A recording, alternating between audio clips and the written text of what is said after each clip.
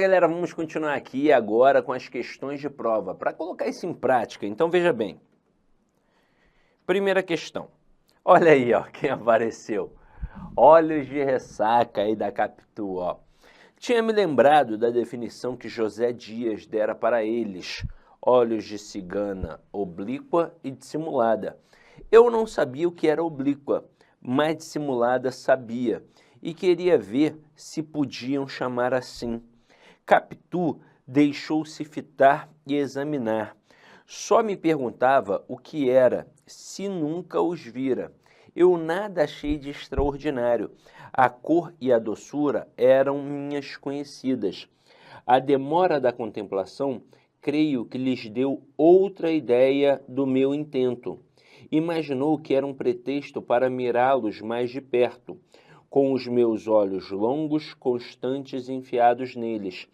E a isto atribuo que entrassem a ficar crescidos e sombrios, com tal expressão que...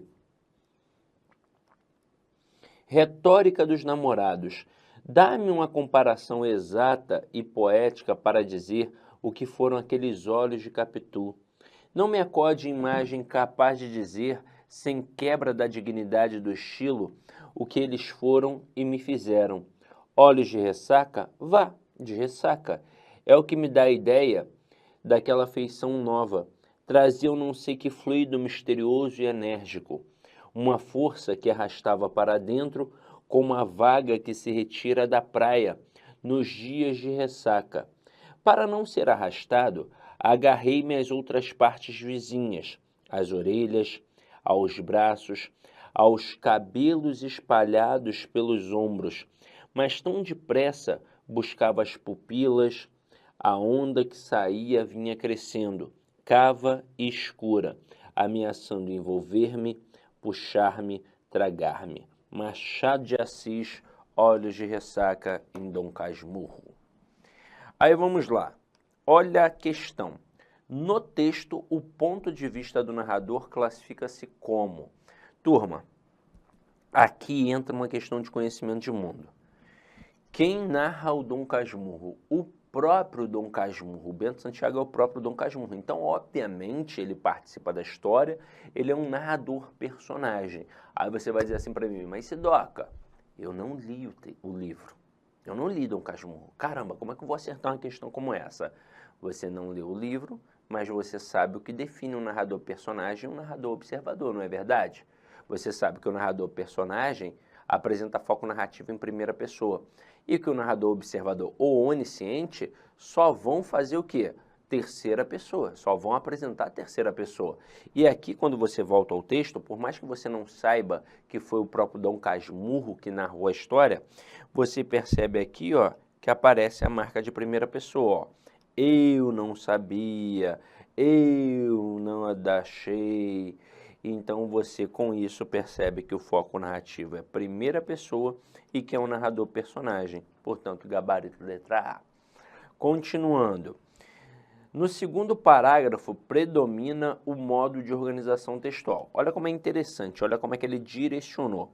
Se ele fosse falar da predominância do texto, obviamente seria um texto narrativo, mas ele falou do segundo parágrafo em si. E quando você olha aqui para o segundo parágrafo, você vê que ele vem com uma sequência de quê? De descrições sobre esse olhar da Capitu, que é um olhar forte, danado. Veja que ele até diz aqui, ó, para a gente entender o porquê de ser um olhar, o porquê de serem olhos de ressaca, ó. Ele diz assim, ó, traziam não sei que fluido misterioso e enérgico, uma força que arrastava para dentro, como a vaga que se retira na praia nos dias de ressaca. Então aqui, meus amores, o gabarito vai ser letra B, descritivo. Na sequência, mais um pequeno texto. Passávamos férias na fazenda da Jureia, que ficava na região de lindas propriedades cafeeiras. Íamos de automóvel até Barra do Piraí, onde pegávamos um carro de boi. Lembro-me do aboio do condutor a pé ao lado dos animais com uma vara. Show, marinheiro, vamos, teimoso. Tenho ótimas recordações de lá e uma foto da qual gosto muito da minha infância. As gargalhadas vestindo um macacão que minha própria mãe costurava com bastante capricho. Ela fazia um para cada dia da semana. Assim eu podia me esbaldar e me sujar à vontade, porque sempre teria um macacão limpo para usar no dia seguinte. É do Jô Soares.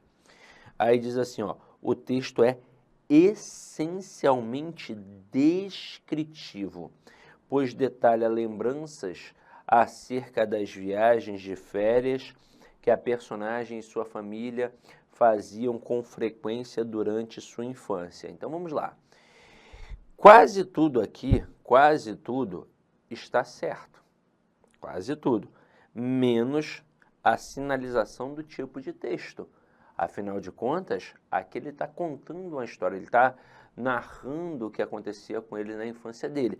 Então, este texto aqui, apesar de ter um ou outro momento descritivo, ele é essencialmente, predominantemente narrativo e não descritivo. Então, como ele é essencialmente narrativo e não descritivo, gabarito, ó, errado.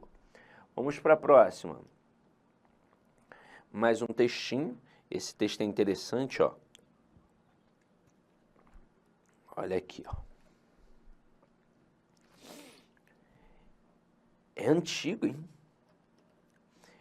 E como manejava bem os cordéis de seus títeres, ou ele mesmo títere voluntário e consciente, como entregava o braço, as pernas, a cabeça, o tronco, como se desfazia de suas articulações e de seus reflexos quando achava nisso conveniência. Também ele soubera apoderar-se dessa arte, mais artifício, toda feita de sutilezas e grosserias, de expectativa e oportunidade, de insolência e submissão, de silêncios irrompantes, de anulação e prepotência. Conhecia a palavra exata para o momento preciso, a frase picante ou obscena no ambiente adequado, o tom humilde diante do superior útil, o grosseiro diante do inferior, o arrogante quando o poderoso em nada o podia prejudicar.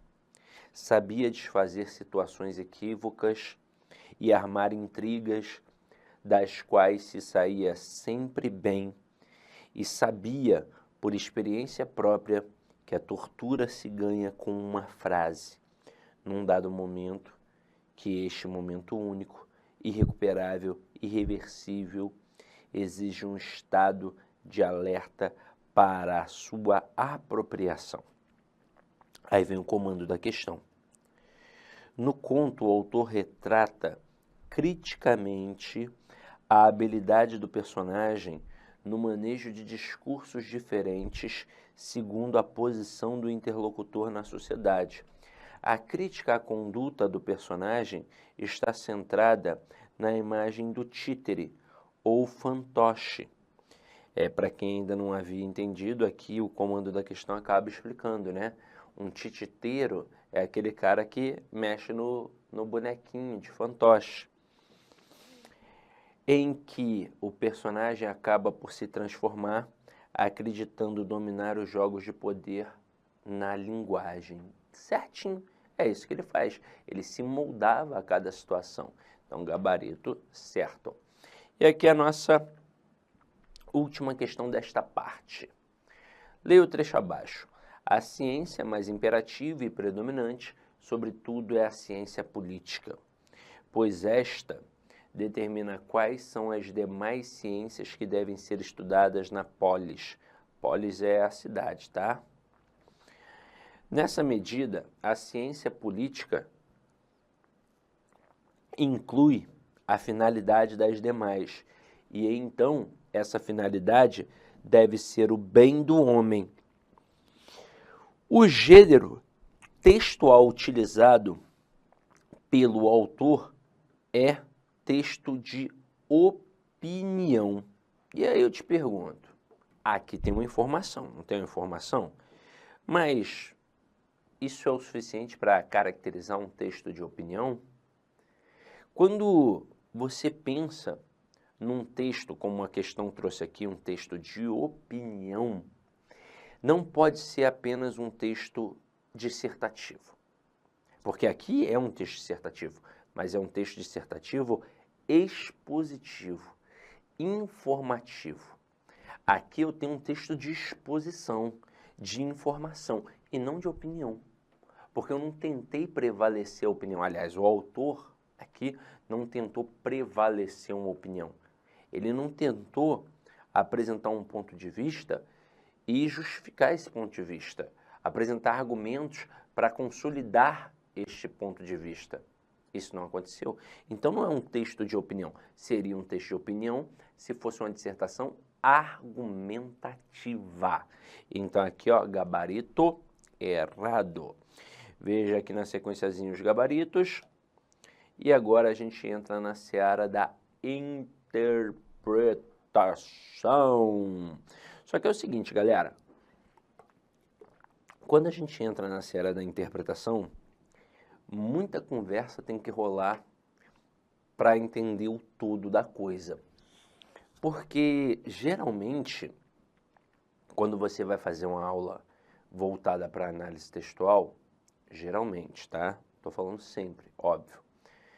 Geralmente você tem pouco tempo quando é uma turma presencial. Escuta o que eu vou te falar aqui agora. E aí, geralmente, o professor direciona logo para os comandos das questões, para saber se aquela questão é de compreensão ou de interpretação, por exemplo. Ah, mas professor, eu estava aqui pegando edital tal, nem apareceu a palavra compreensão. Ah, então só vai cair interpretação, né? Pô, mas eu já estava vendo um outro aqui, nem apareceu a palavra interpretação, só apareceu compreensão, então só vai cair compreensão. Não, esqueça isso. De vez em quando os editais, de forma equivocada, eles analisam de forma indistinta essa situação, como se só fosse possível fazer questão de interpretação, ou como se só fosse possível fazer questão de compreensão, ou como se de alguma forma eles estivessem dizendo que eles só fazem uma coisa ou outra. E isso não é verdade. Todas as bancas vão fazer questões de compreensão e de interpretação. Porque a compreensão é aquilo que está dentro do texto e a interpretação é aquilo que vai um pouquinho além do texto. Mas todas as bancas trabalham isso, então você precisa sim saber a diferença. E aí geralmente é aí que para, né? Para por aí. Só que na verdade existe um pré-comando de questão. Existe um pré-comando de texto, que é o próprio texto em si. E muitos não param para criar estratégias interpretativas. Tem candidato que vai para a prova, por exemplo, sem nunca ter feito uma questão de texto de uma prova anterior. Porque ele botou na cabeça dele que é impossível estudar texto. Ah, estudar crase, beleza. Estudar concordância, beleza. Porque por mais que não seja questão, o conceito eu sei. Ah, então tem crase antes de verbo? Não. E olha, nessa frase aqui ele colocou crase antes de verbo. Matei que tá errada.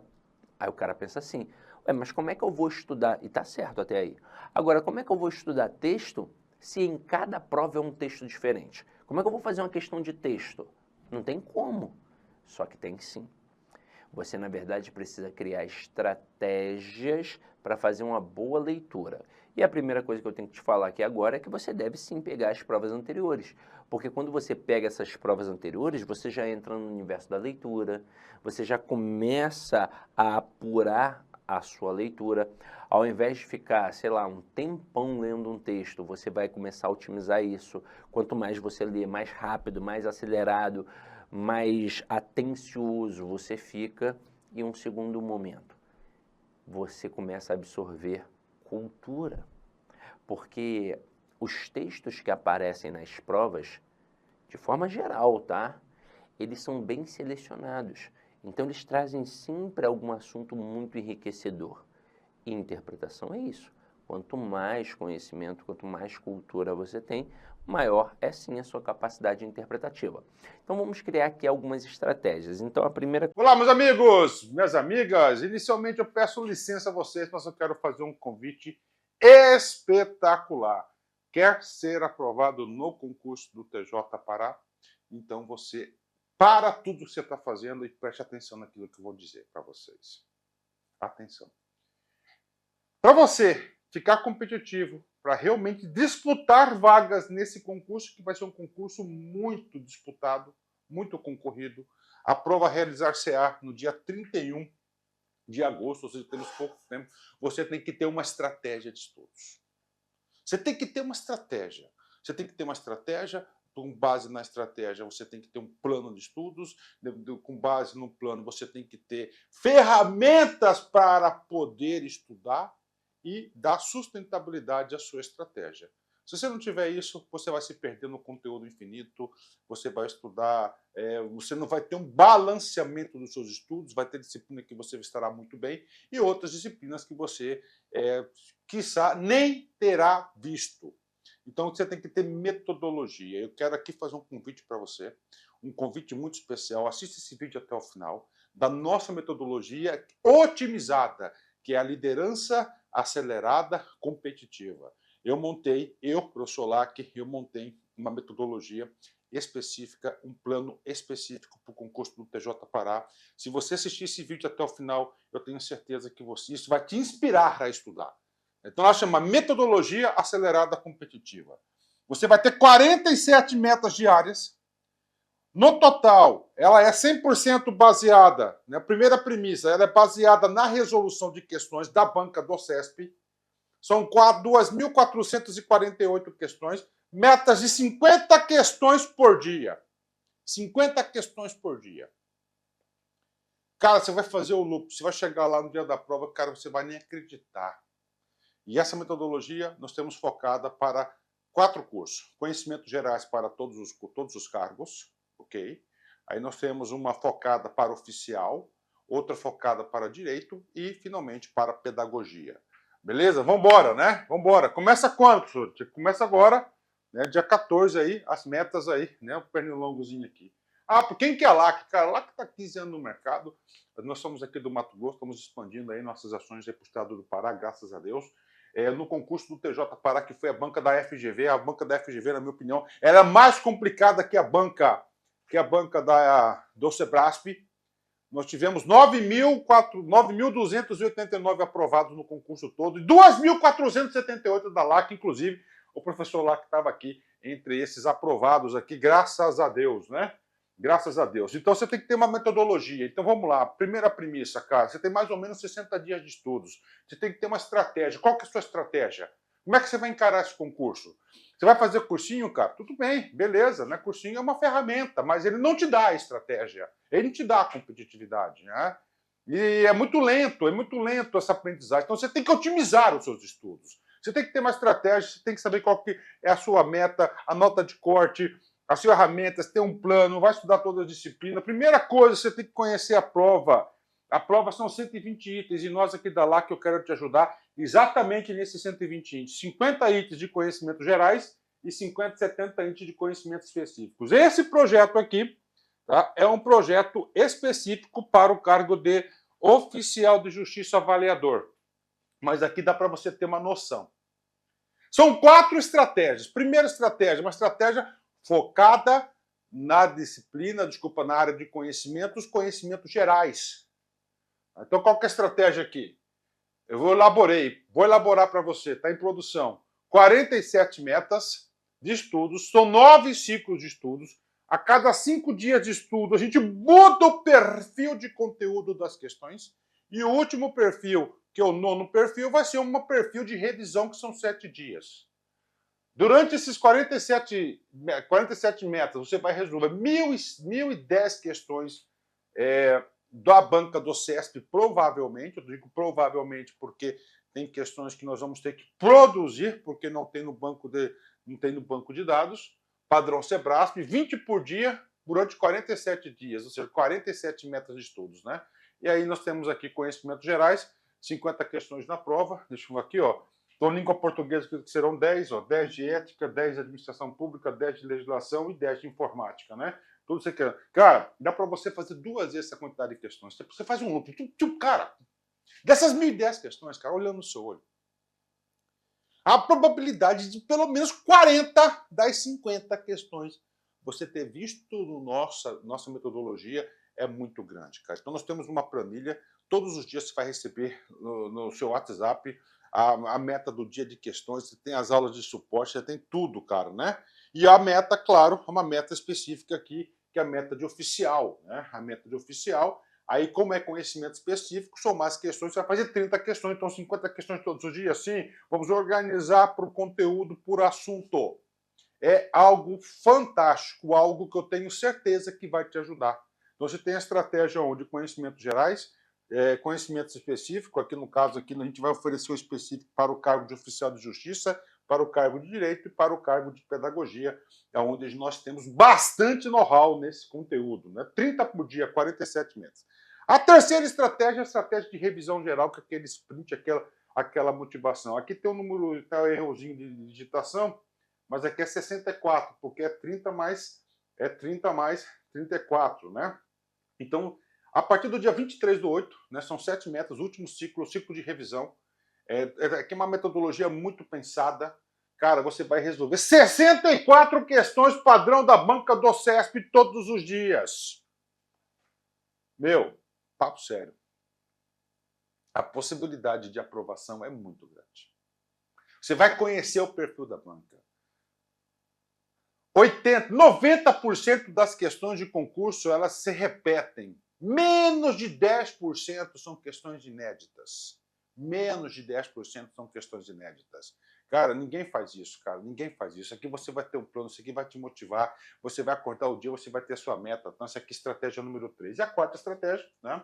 A quarta estratégia, antes da quarta estratégia, quais são os valores que nós estamos trazendo para vocês aqui, ó?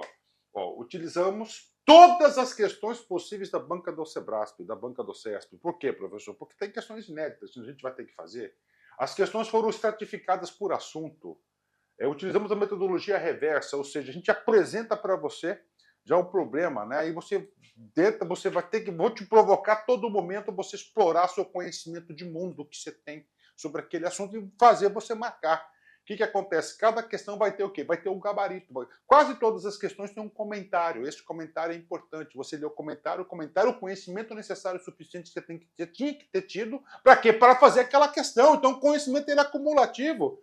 Essa metodologia, a metodologia reversa, você tem que entender que a aprendizagem ela é acumulativa, além de acumulativa, a aprendizagem ela é integrativa. Tá? As 10 primeiras metas de estudo já estão disponíveis no site. A partir do dia 1º, o aluno já pode antecipar as metas diárias e refazer quantas vezes desejar. E iremos atualizar um ranking, né, dos nossos alunos todos os dias, às 9 horas. É um compromisso nosso aqui, nós vamos tentar o máximo possível cumprir. E o aluno receberá as metas via WhatsApp, né? E, finalmente, a última quarta meta, que é a meta de videoaula. Você acabou de assistir uma aula nossa aqui do YouTube, tá? Nós temos aí diversos. Por que não fazendo isso? Porque a gente percebeu que somente videoaula não está dando certo. Hoje em dia, o aluno, para ser aprovado em concurso, ele tem que trazer algo a mais. E pouquíssimas escolas, né, de cursinho têm um projeto pedagógico tão afinado, tão alinhado com a realidade do aluno. Por que tem, cara? Eu quero falar, mas eu tenho que falar da minha pessoa. Eu, professor Lacson, concursando profissional, gosto mais da palavra concurseiro, né? Ano passado, eu fui submetido a 11 aprovações. Esse ano já tenho duas em primeiro lugar, inclusive, passei no concurso da EBSER, né? Foi a banca FGV. Não vou realizar esse concurso aí no Pará, porque no dia 31 eu tenho prova agendada lá em Goiás. Lá eu quero fazer a prova de fiscal de tributos, auditor fiscal de tributos do Estado. Né? Eu quero fazer essa prova lá. Então, por quê? Para ampliar o meu escopo de conhecimento. E lá, para estudar lá para a Cefaz, são 20 disciplinas pesadas, e eu montei essa metodologia para mim, estou aplicando para vocês. Então, aqui é realidade, né? Aqui é a realidade. Então, esse aí é o recado que eu passo para vocês. Tá? Quanto custa isso aqui, Carol? O curso de oficial, de especialidade de direito e pedagogo, cara, olha o investimento. 10 parcelas de R$ 39,90. É isso mesmo. 10 parcelas de R$ 39,90. Né? É o melhor custo-benefício do mercado. Não existe um projeto dessa magnitude. É o melhor investimento da sua vida. Aqui você vai se motivar, aqui você realmente vai enxergar uma luz no fim do túnel, você vai enxergar a sua produtividade. E só de conhecimentos gerais, só partes gerais aí, essa nossa metodologia, 10 parcelinhas de R$ 29,90. Ou seja, é acessível a qualquer pessoa. Então venha estudar com a gente aqui na Lá Concurso. Espero vocês de todo o coração. Valeu, tchau, tchau. Fique com Deus.